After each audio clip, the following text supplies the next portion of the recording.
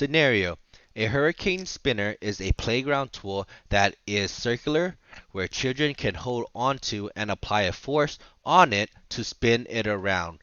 There are two children of equal mass on opposite sides of the spinner, and they each apply a force towards their respective left hand side.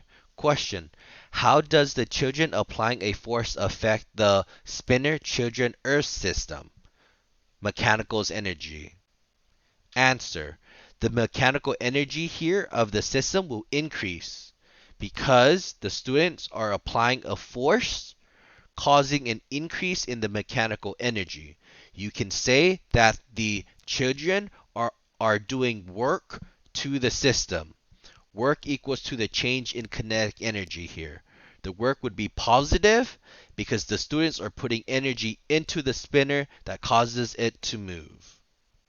The next question: if the mass of the children increase, how will the mechanical energy of the system change from before? Well, the energy transferred is the same from before. Mass does not affect anything. Mass does not affect that increase in mechanical energy.